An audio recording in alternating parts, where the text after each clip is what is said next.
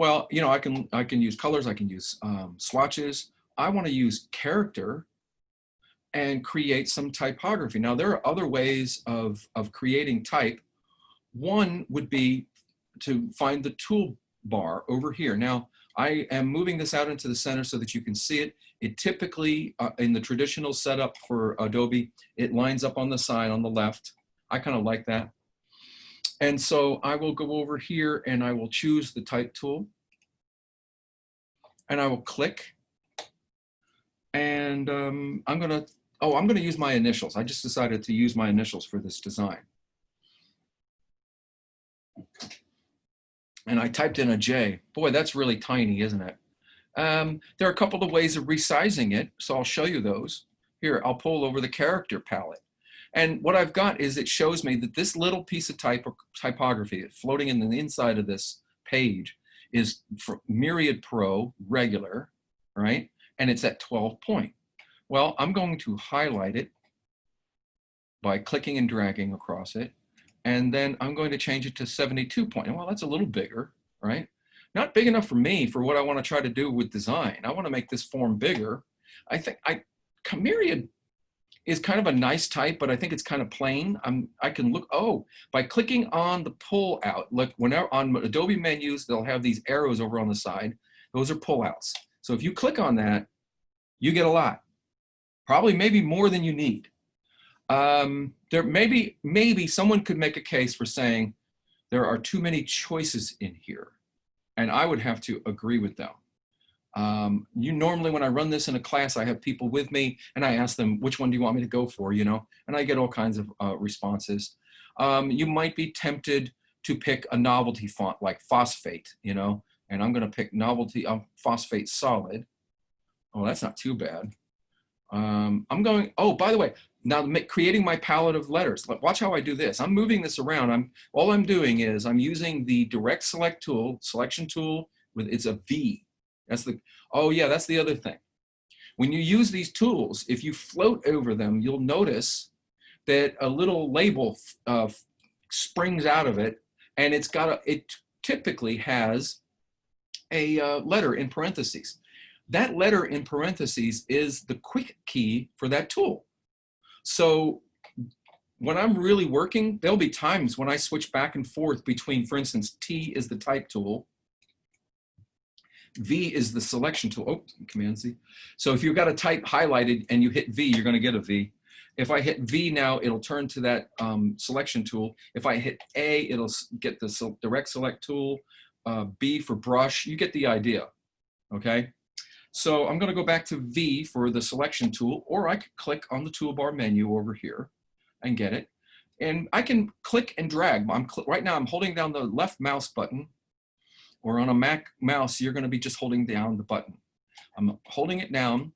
And if I hit Option, the cursor changes as I float over the object.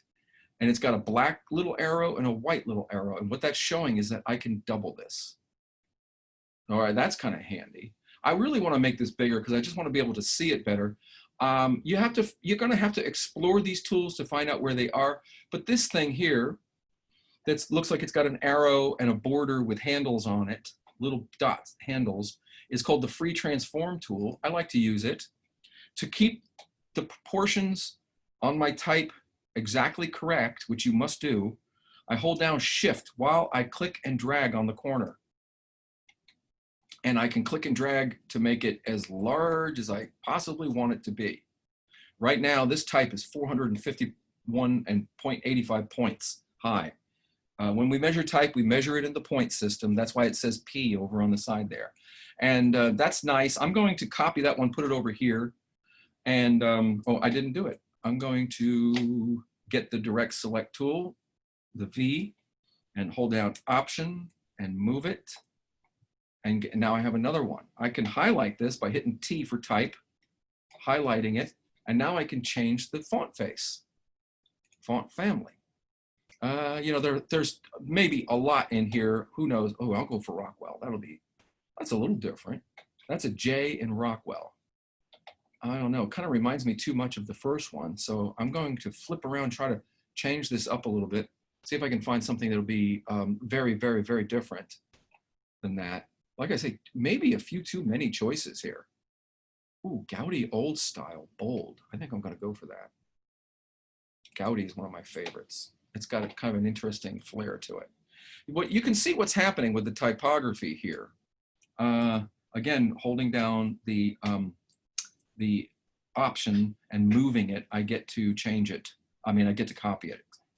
I'm going to hit T again and highlight highlight this so I can change it. I'm looking around for something else, a good J, you know. There are, like I said, too many. Ooh, black oak. Ooh, now the right away, that's different. That's really different, okay? And I might want to change the size of that one. I think I have to copy it. No, I have to highlight it. 200, and that reduced the size.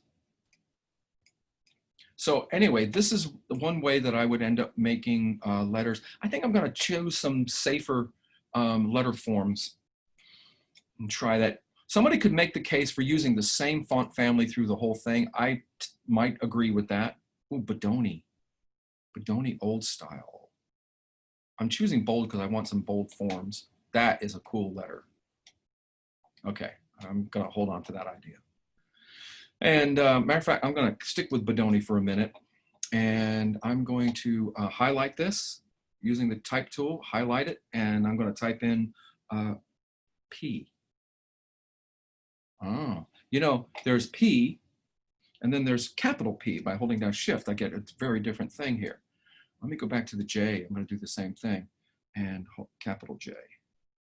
Oh no, that's the same. Okay, so what's a lowercase j look like? Oh, there's the lowercase j. Okay. So I'm getting different forms here. Gee, I'm onto this Bodoni thing. Giambattista Bodoni. This is one of the first completely modern typefaces because modern because all of the stresses are perfectly vertical and horizontal to each other. We'll learn a little bit about typography as we go through this. But this typeface was invented back in the 1700s. All right, and then I'm going to make a section for W as well. So, because those are my initials. Let's see.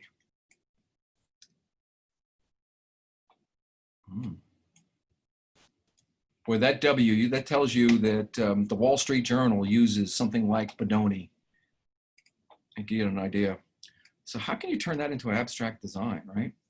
You know what, I'm gonna, just for the sake of the demonstration, I'm gonna simplify my palette. I like exploring this. By the way, you can explore some more. You can go check out all the different fonts if you want to. Can I warn you about something? Some people make the mistake of using novelty faces. When you use novelty faces, you get sometimes sketchy results. Here, I'm gonna show you. So if I highlight this and I change it, let's see if we can find, like, all right, brush, there you go. Yeah, maybe. And maybe that makes good design.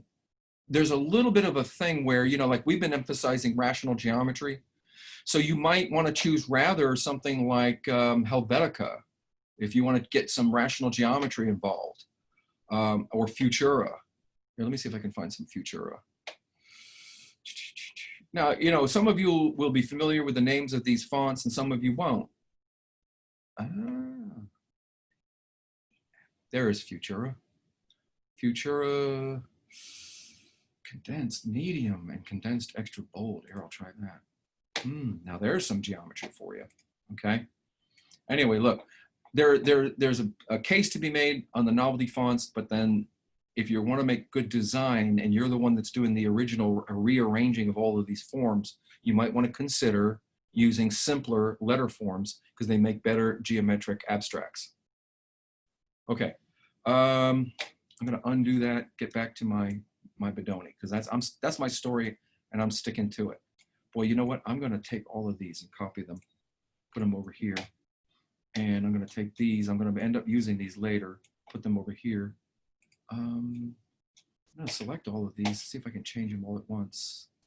Ooh, yes, I think I can. I'm going to go for that Futura thing.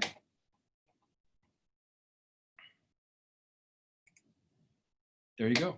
So I changed all of them all at the same time. That's a J? Okay. Anyway, you get the idea. You can, depending on your sensibility and what you want to try to get done here, the choice of your forms, you know? You maybe, when you did parts in the puzzle, you're one of these guys that chose very curlicue things. Maybe you're one of the people that chose a circle, a square, and a straight line. Again, I think there's a nice case to be made for either one of those approaches. I understand it totally. All right.